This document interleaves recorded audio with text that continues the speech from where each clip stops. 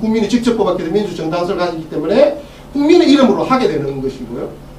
내각제에서는 기본적으로 총리나 이런 것들이 하게 되는 거다. 그래서 정부 형태가 직접 그 부분들과 관련된, 만약 이게 문제라면 아예, 그래서 지금 일부 그 시민단체들, 학자들이 제안한 것처럼 검사장 직선제 같은 걸 하면 되는 거예요. 검찰총장이나 검사장을 검찰권을 행사하는 법집행기관의 장은 국민 대표기관을 통해서 민주정당성을 확보하게 하지 말고 아예 국민들이 직접 뽑게 한다. 그럼 제도를 만들면 되죠. 그럼 정부 형태와, 제가 말씀을 드리는 이유는 정부 형태와 이런 제왕적 집행권의 오남용은 직접적 관련이 없는 것이다. 대통령제 때문에 그게 생기는 것이고 내각제가 되면 그런 것이 없어지는 것이라고 단정하는 것은 매우 순진하고 현실을 잘 모르는 생각이다. 그 정부 형태 자체는 그것과 직접적인 관련이 없다라는 것을 제가 특별히 강조해서 드리는 것입니다. 87년 헌법에서 대통령 행정부 수반을 누가 정하느냐 이것만 있는 게 아니고 그 이하에서 이것들이 제대로 작동하기 위해서 국회도 민주적으로 선거를 통해서 구성되어져야 하고 사법권도 민주적으로 국민들 통제를 받을 수 있는 그런 구조들을 만들어야 해요.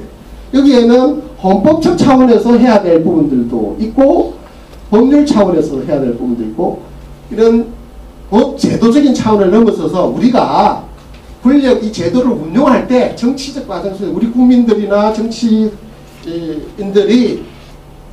정치를 할 때 정치 문화적으로 그것들을 잘 해야 될 필요성이 있는 요소 이런 것들이 복합적으로 있다라는 것입니다. 이게 우리 지금 현재 만일 현행헌법상 정치 권력과 관련되어서 제왕적 현상이 있다.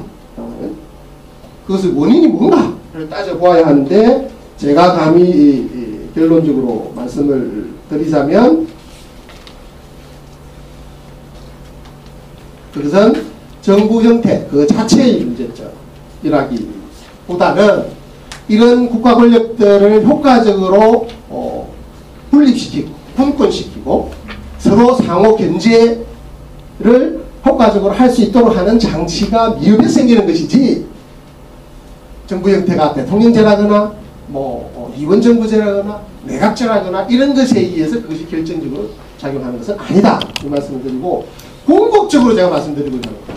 이 모두를 결정지을 때 가장 중요한 힘의 권한은 무엇이냐? 주권자인 국민이다. 이 국민 대표기관들 그것이 대통령이든 총리건 내각이건 이 모든 것들은 국민들로부터 권력을 위임받아서 행사하는 대표기관들인데 이게 마치 주체인 것처럼 중심인 것처럼 이렇게 논의가 이루어지는 거죠.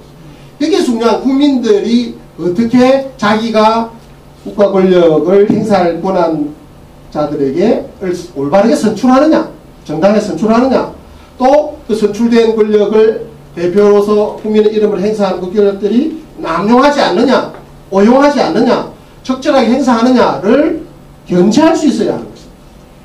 근데 우리는 그 견제할 수 있는 국민들의 많은 수단들을 현재 막아놓고 있어요.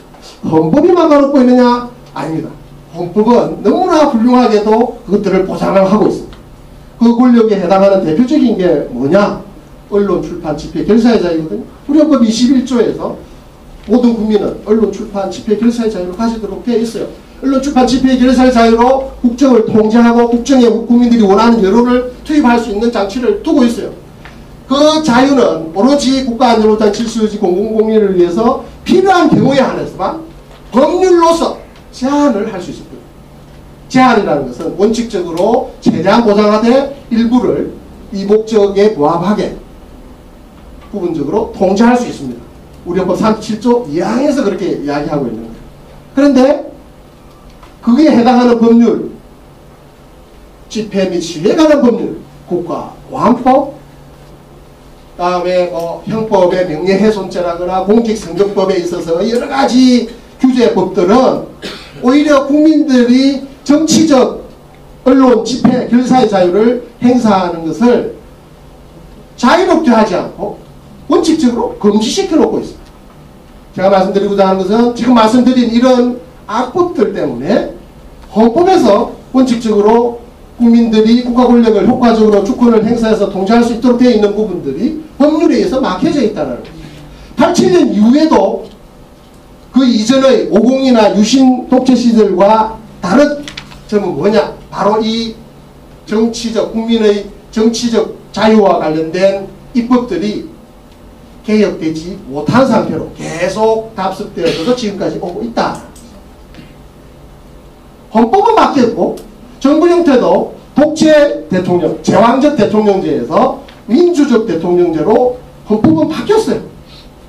대통령도 대통령마저도 대통령을 직접 뽑는 방식으로 바뀌었어요. 87년 헌법의 가장 중요한 성취물 중에 하나예요. 그런데 현실은 어떠한가?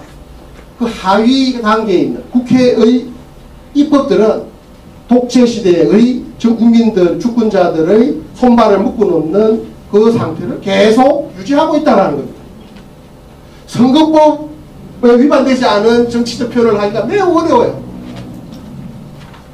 국가보안법에 어긋나지 않는 정치적 표현을 하기가 매우 어렵게 되어 있어요.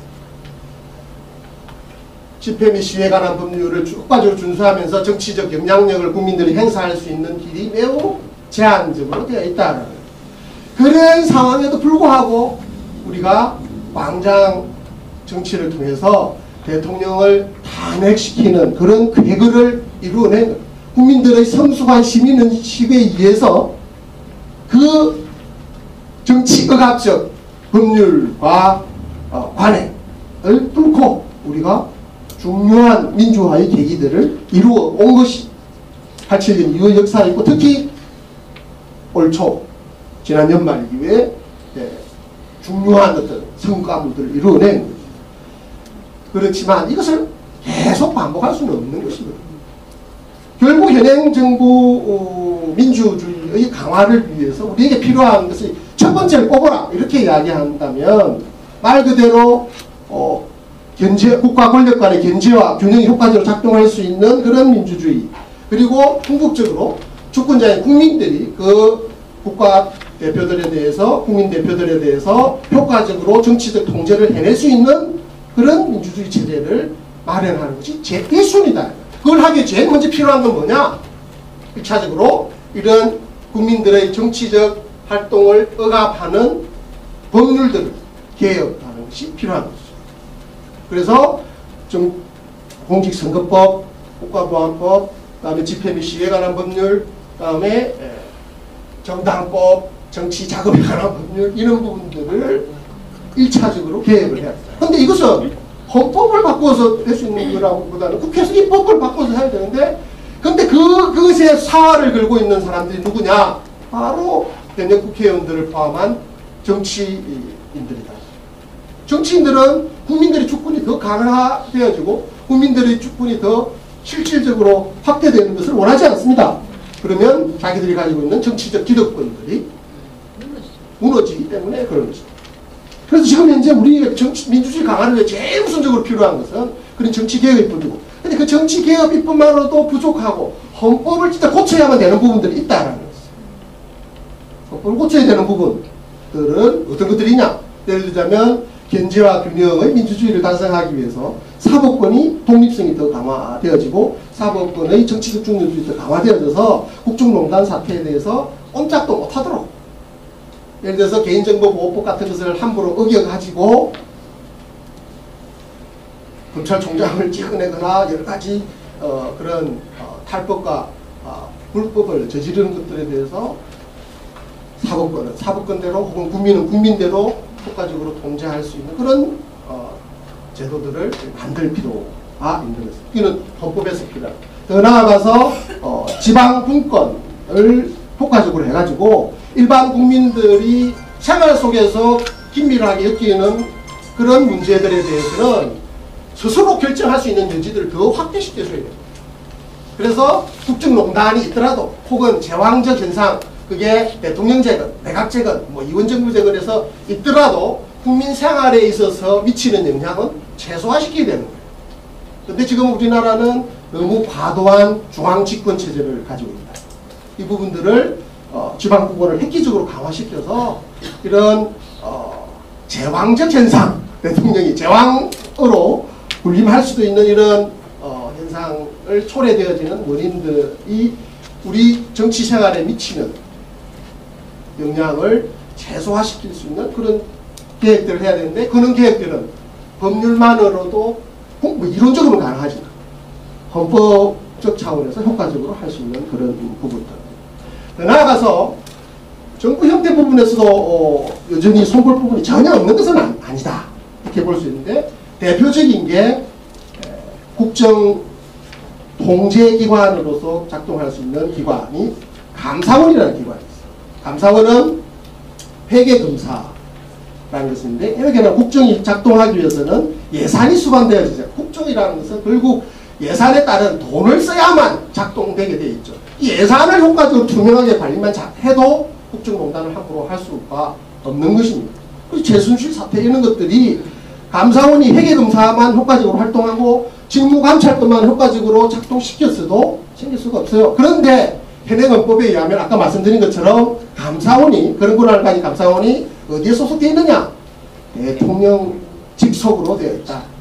우리 헌법 97조에 의하면 감사원, 대통령 직속으로 감사원을 두도록 되어 있습니다. 이것을 헌법에는 그렇게 되어 있는데, 이것을 현대 민주주의 발전에 따라서 감사원은 대통령의 영향을 받아서는 안 된다. 대통령마저도 그래서 감사원의 활동에 대해서는 규제하지 못하도록 헌법과는 달리 감사원법에 의하면 감사원은 직무와 관련되어서 독립되도록 되어 있습니다. 소속기관인 대통령마저도 감사원의 직무 수행과 관련되어서 관여하지 못하도록 하고 있습니다. 그런데 여러분들 아다시피 그게 잘 지켜지느냐? 누가 그래도 국민들은 잘 지켜진다라고 쉽게 신뢰하지 못하는 그런 상황이에요.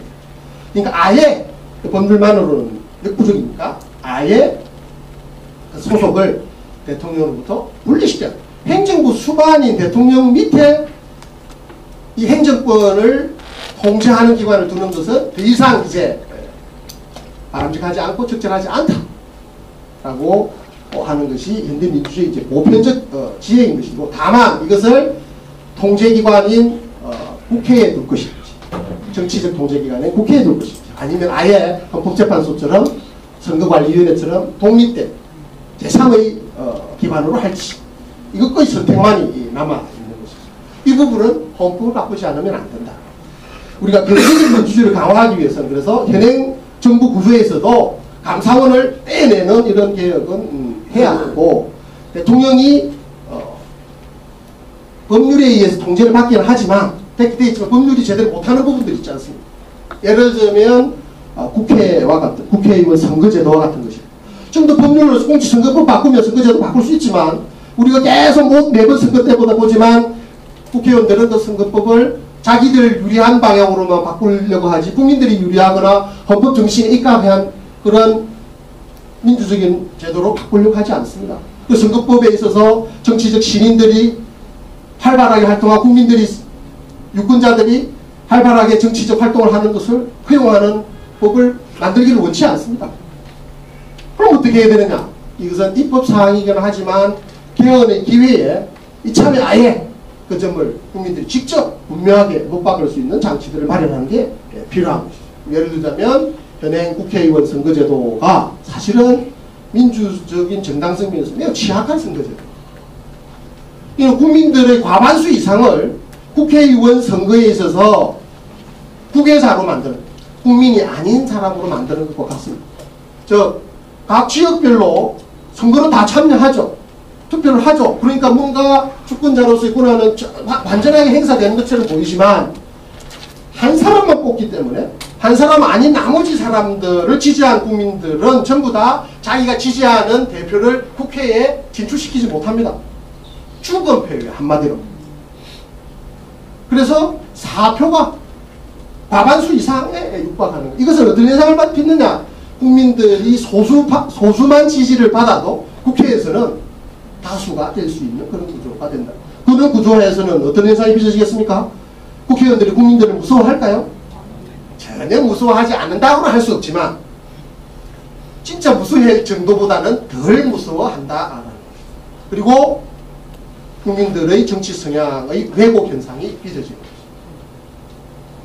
국민들은 아주 다양한 의견들을 가지고 있는데 뭐 색깔론이라거나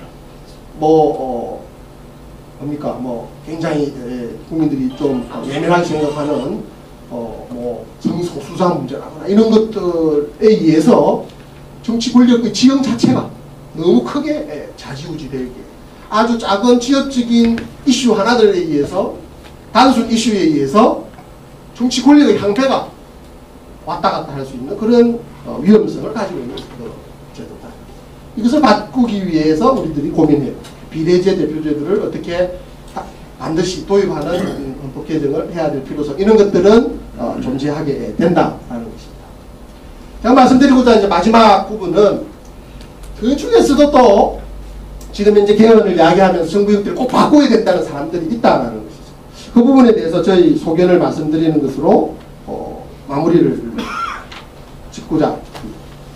저는 개인적으로 결론적으로 말씀드리면 현행 정부 형태가 87년 민주화 이후에도 훌륭하게 발전해왔다. 저는 이렇게 87년에서의 중요한 성과는 이 행정권 국가 권력 중에서도 가장 중요한 권력으로 볼 수 있는 국민 생활에 미치는 영향이 가장 큰 이 행정권의 강배에 대해서 국민들이 직접 선출하게 직접 영향을 미치게 하는 것이다. 국민 주권에 면에서는 굉장히